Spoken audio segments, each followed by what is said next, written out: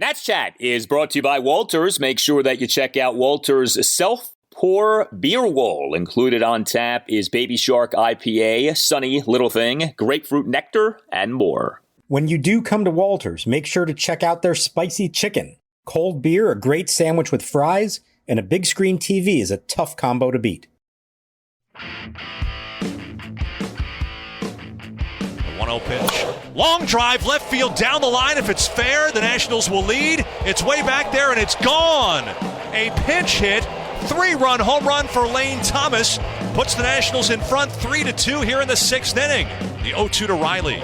Swinging a line drive to left field, down the line, fair ball. That's going to win the game. Swanson rounding third. Thomas's throw is going to be way short.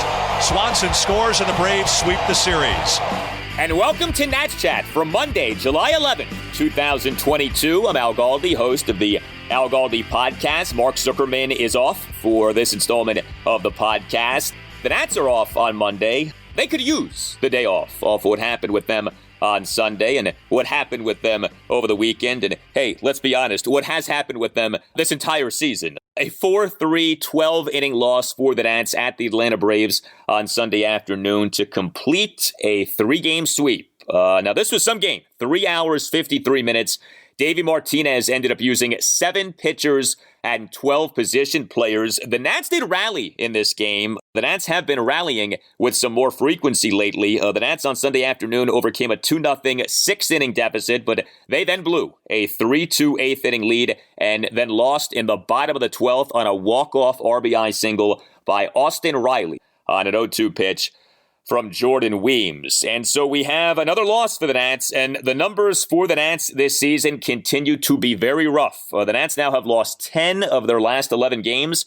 The Nats this season now are 30-58. That is the worst record in the National League. The Nats this season have a run differential of -142. That is the worst run differential in the majors. And the Nats this season now are 7-33 against the National League East. Yeah, 40 games against the NL East. 33 of them have resulted in Nats losses. Much more on the 12-inning loss at the Braves in moments, but we on Sunday evening got some Nats news. So the pitchers and reserve players for the 2022 MLB All-Star Game were announced on Sunday evening. The All-Star Game will take place on Tuesday night, July 19th at Dodger Stadium. As you probably know, each Major League team must have at least one All-Star.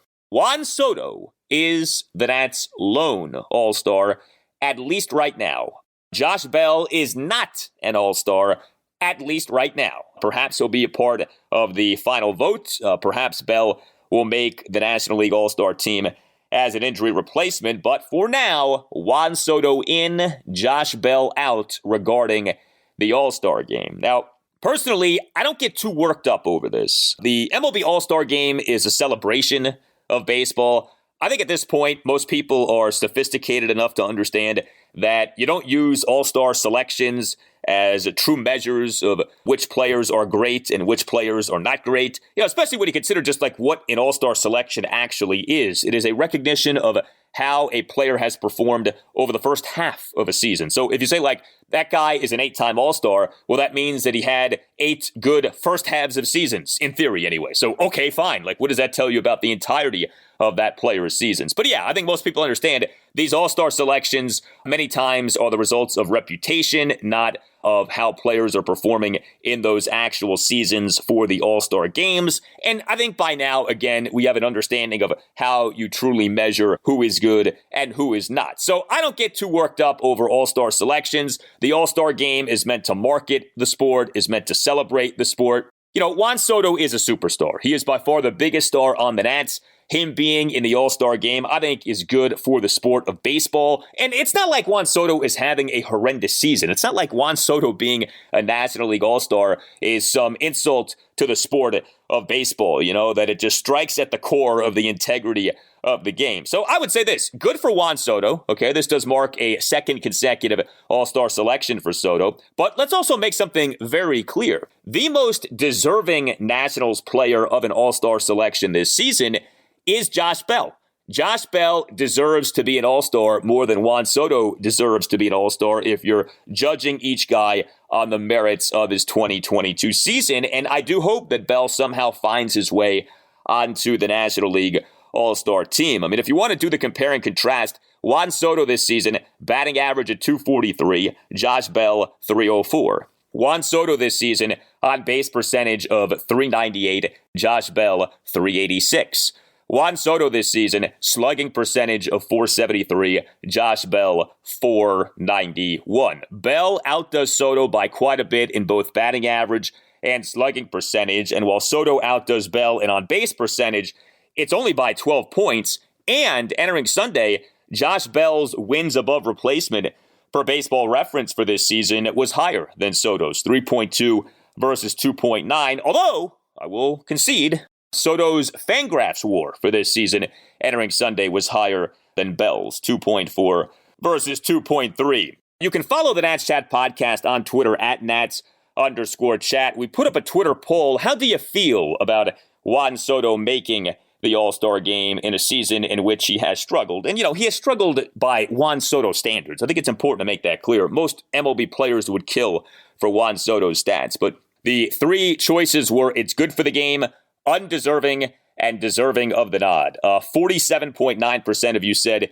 this is good for the game. 20.5% of you said that Soto is undeserving of an all-star spot. And 31.5% of you said that Soto is deserving of the nod. And I think the majority opinion is the opinion that I just expressed. This is good for the game. And I don't think it's worth it to get all upset over this. Like, oh, Josh Bell should be in and Juan Soto instead got the nod. Like, first of all, Bell may still make it. But second of all, Soto is good for the sport. And if you're Major League Baseball, you need all of the help you can get when it comes to marketing the game and growing the game, especially from a standpoint of promoting young stars. And Juan Soto clearly is a young star. Now to this 4-3 12-inning Nats loss at the Braves on Sunday afternoon. What a wild game this ended up being. And it is a shame that the Nats did not win this game. As much as I always say that wins and losses don't matter for the Nats this season, and by the way, they don't. You watch these games and you get caught up in these games, and especially given the Nats' struggles against NL East teams this season and the Nats' struggles in extra inning games this season. I mean, I wanted the Nats to win on Sunday, and of course, that ended up not happening. The number one reason for this Nats loss was the offense. The offense was really bad in this game. This was a 12-inning game, and yet the Nats in the game totaled just 3 runs and just 5 hits, 4 of which were singles. Think about that. 5 hits over 12 innings of baseball. The Nats did work 6 walks, but the Nats went 2 for 12 with runners in scoring position. I want you to take a listen to something. This was from Davey Martinez's post-game session with reporters on Sunday on the Nats offense. Here you go. We're not getting the ball in the air. We're getting too many ground balls, and we talk about it. We got to start getting the ball up, like I said yesterday, and start hitting the ball in the air. Like I said, there's certain moments in the game where you got to sacrifice yourself to get the runner on base, to move the guy over, things of that nature. We got to do a better job of doing that. When that's a collective trend, how do you address that? We keep working on it. We talk about it. We work on it. These guys understand it. We just got to do it. I mean, like I said, and especially in those situations like that, where one run either way can you can either win or lose with 1 run, and we just got to get the job done. Yeah, and the Nats are not getting the job done right now. But interesting to hear Davey Martinez emphasize the Nats needing to do a better job of elevating balls. Now, this should not shock anyone, right? The Nats have really struggled this season to hit home runs. I talked about that a decent amount on the last installment of the Nats Chat podcast. But do you know who was considered a guru of elevating balls? The Nats' previous hitting coach, Kevin Long. Who now is the hitting coach of the Philadelphia Phillies. Kevin Long was the Nats hitting coach for 4 seasons, 2018 through 2021. Kevin Long was Juan Soto's guy. The Nats' new hitting coach for this season is Darnell Coles. Now, I want to make clear, I'm sure that Darnell Coles is well aware of the importance of elevating balls, of the importance of the launch angle. But it does stand out that Davey on Sunday said what he said off who the Nats previously had as their hitting coach, and that certainly in Davey's mind, at the very least right now, the Nats are lacking in the department of elevating balls, in the department of the launch angle. And the Nats' previous hitting coach, Kevin Long, is considered to be a guru of the launch angle. So, I don't know that Davey said that as like some sort of cryptic message or anything like that, but I just found that interesting. And Davey's frustrated by the Nats' lack of offense, by the Nats' lack of power. I don't know how you could not be frustrated by that this season. The Nats just have not been very good offensively, especially when it comes to hitting home runs. Now, that said, the Nats' lone extra base hit in this game on Sunday afternoon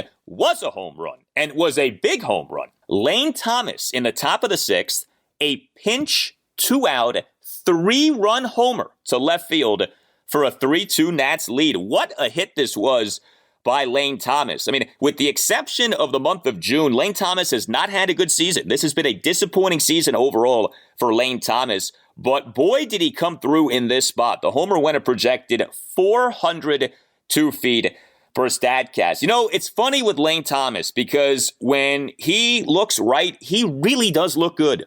And conversely, when he struggles, as he has for most of this season, he does not look so good. And he looks like a guy who is going to be nothing more than a bench player in his major league career. But when he catches fire, as he did for the most part down the stretch of last season with the Nats, as he did in the month of June, when you see him do as he did on Sunday, you do say to yourself, like, man, this guy could be a piece for this team moving forward. It's hard to know what to truly think about Lane Thomas. Like, if you looked into your Nats crystal ball right now and told me that moving forward, Lane Thomas is going to prove himself to be a legitimate building block for the Nats, I would say, okay, I can see that.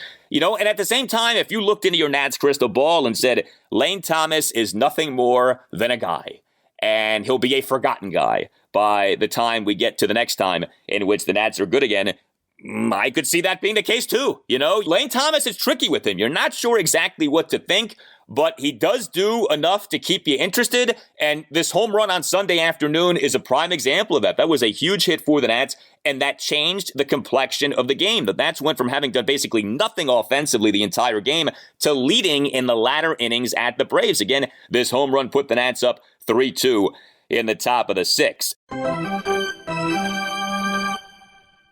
Hey guys, it's Al Galdi for Window Nation. Get yourself some Window Nation windows and take advantage of a great offer at 866-90Nation or visit windownation.com. Beat the heat with Window Nation. Save $200 off any style new window from Window Nation, plus pay nothing until 2024. Yeah, 2024. Lower your energy bills and raise the value of your home with new energy-efficient windows from Window Nation. Window Nation has installed over 1 million windows in over 150,000 homes, with 96% of those homes needing no follow-up service. And Window Nation windows are made right here locally in the Washington, D.C., Baltimore area. If your current windows are sticking or are drafty or are cracked or are hard to open or are locking when they close, you need new windows. Get yourself Window Nation windows, 866-90Nation or windownation.com, and make sure that you tell Window Nation that Al Galdi sent you and ask for the deal. Save $200 off any style new window from Window Nation, plus pay nothing until 2024. 866-90Nation or windownation.com. That's 866-90Nation or windownation.com, and make sure that you tell Window Nation that Al Galdi sent you. No balls, 2 strikes to Olsen. The pitch. Swing and a miss. He struck out the side. Acuna, Swanson, and Olsen all down swinging. An impressive 7th inning for Kyle Finnegan. The Nats bullpen, which overall was quite good in this game. The Nats bullpen once again here lately helped to keep the Nats in this game. 6 Nats relievers in this game combined to allow 2 runs, 1 earned in 7 innings. Andres Machado tossed a scoreless bottom of the 5th. Steve Cishek tossed a scoreless bottom of the 6th. We arrive at the bottom of the 7th. Nats leading 3-2. Kyle Finnegan comes into the game. And Kyle Finnegan in the bottom of the 7th was masterful. A perfect bottom of the 7th in which he recorded 3 strikeouts on a total of just 12 pitches. And the 3 strikeouts were of the Braves' numbers 1 through 3 batters. Ronald Acuna Jr., Dansby Swanson, and Matt Olson. This was another instance of Kyle Finnegan in a high-leverage spot coming through. I mean, you can't ask for better than what Kyle Finnegan did in that bottom of the seventh on Sunday afternoon. The numbers 2 through 4 batters of one of the best lineups in baseball, that of the Braves, 3 strikeouts in a perfect inning to preserve a 1-run lead on the road. I mean, what a job by Finnegan in that bottom of the seventh. But Davey Martinez then had Finnegan start the bottom of the eighth. Davey got greedy with Finnegan. And, I don't want to kill Davey for that because Finnegan starting off the bottom of the eighth wasn't nuts given that he had only thrown 12 pitches in that seventh inning. But Finnegan got in that bottom of the eighth. He gave up a leadoff homer to Austin Riley to left field to tie the game at 3, 410 feet per Statcast. And get this, Finnegan giving up this home run to Riley marked the Nats giving up at least 1 home run in each of 17 consecutive games. So on the one hand, you have a Nats offense that rarely hits home runs, although at least the Nats have hit a few home runs here lately. And then on the flip side of that, you have a Nats pitching staff that in each of the last 17 games now has given up at least 1 home run. So the streak continued with Finnegan giving up the bomb to Austin Riley. By the way, Finnegan in that inning also issued a 2-out 6-pitch walk of William Contreras, despite him having been down to the count at 1.02. So Finnegan on Sunday afternoon, 1 run in 1 2/3 innings. It's a shame because that 7th inning was something special. Carl Edwards Jr. then came into the game. He tossed 1 1/3 scoreless innings. He entered the game in the bottom of the 8th with 2 outs, a runner on first, and the game tied at 3. He did issue a 2-out 6-pitch walk over Orlando Arcia, despite Arcia having been down to the count at 1.12. But Edwards then recorded the final out of the inning, and he then tossed a scoreless bottom of the 9th, despite issuing a leadoff 6-pitch walk of Ronald Acuna Jr. Then Tanner Rainey came into the game, and Rainey was good. He tossed 2 scoreless innings in extra innings, a scoreless bottom of the 10th, scoreless bottom of the 11th. So thumbs up to Tanner Rainey, but how about what happened in that bottom of the 10th inning? So let's backtrack for a moment. Aristides Escobar, he did not start a single game in this series. He is barely playing right now. He is, in fact, pitching more than he is playing as a position player. 2 pitching appearances, 1 start as a position player since the Nats on June 21st reinstated him from the 10-day injured list. He had been on that since June 1st due to a right hamstring strain. Well, Escobar on Sunday afternoon entered the game in the top of the 10th as a pinch runner for the Nats' automatic runner, Maikel Franco. Escobar in the bottom of the 10th as the Nats' second baseman had quite the defensive moment.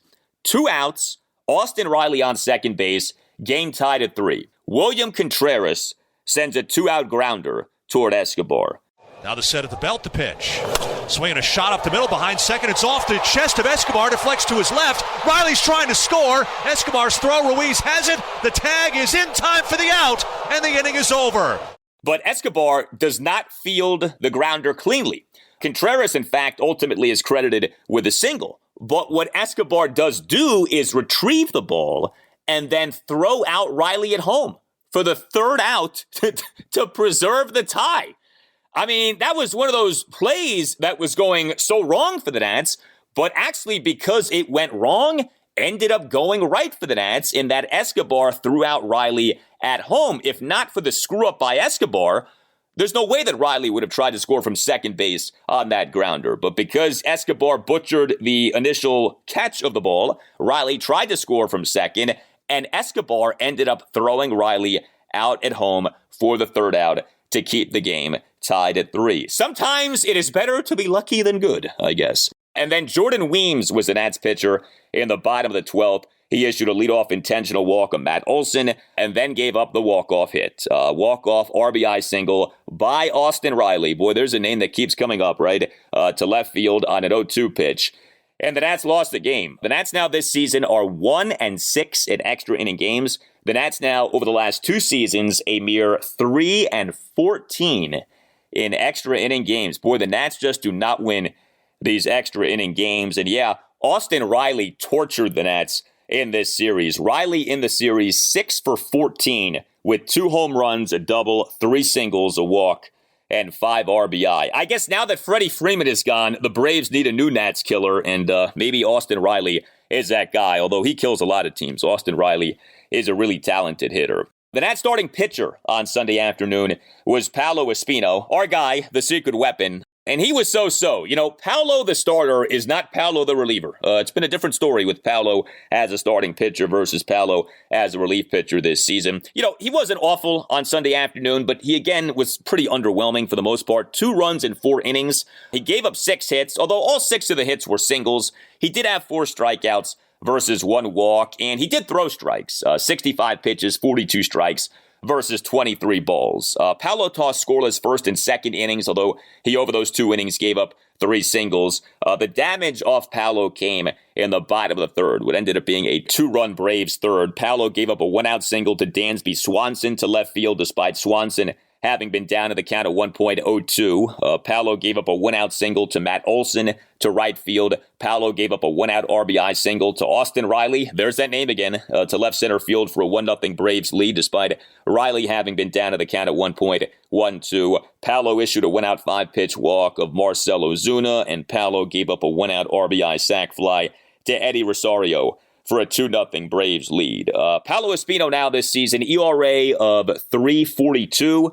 That's over 52 2/3 innings in 26 games, including 6 starts. I mean, you look at these starts here for Paolo over the last few weeks as he, at least for the time being here, is in the Nats rotation. I mean, right now, Paolo Espino is starting for the Nats as a member of this rotation. He had a good outing a few weeks ago in a 2-1 Nats win at the Texas Rangers, June 24th, 1 run in 5 1/3 innings. But since then, 8-7 loss to the Pittsburgh Pirates at Nationals Park on June 29th, 4 runs in 4 1/3 innings, 11-0 loss at the Philadelphia Phillies last Tuesday night, 4 runs in 3 2/3 innings. And then we got the 2 runs in 4 innings in this 12-inning loss at the Braves on Sunday afternoon.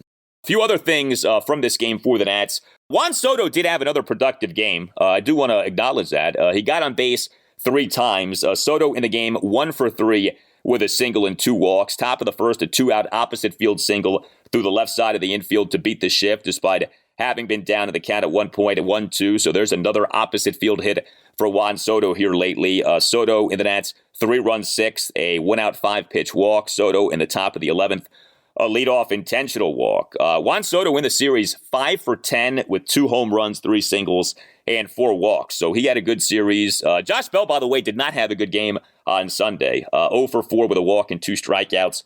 Left 3 men on base. He grounded into a killer double play. Victor Robles in the top of the 7th, a 1-out single to left field despite having been down to the count of 1.12. And Robles had a stolen base. Do you know Victor Robles is 9 for 9 on stolen bases now this season? And the stolen base caused a throwing error by the Braves catcher William Contreras, resulting in Robles advancing to third base. But Josh Bell in that inning eventually hit into a 1-out 6-4-3 double play, and the Nats ended up not scoring a run in that inning. Also having a bad game on Sunday afternoon, Keibert Ruiz. He was the Nats starting catcher in all 3 games in this series. I don't know if he was worn down on Sunday or what, but Keibert Ruiz, off having been good in the game on Saturday, struggled big time on Sunday afternoon, at least offensively. 0 for 5 with a strikeout. He left 6 men on base. Like I said, Nats in the game 2 for 12 with runners in scoring position. And then there was Luis Garcia. And guess where Luis Garcia batted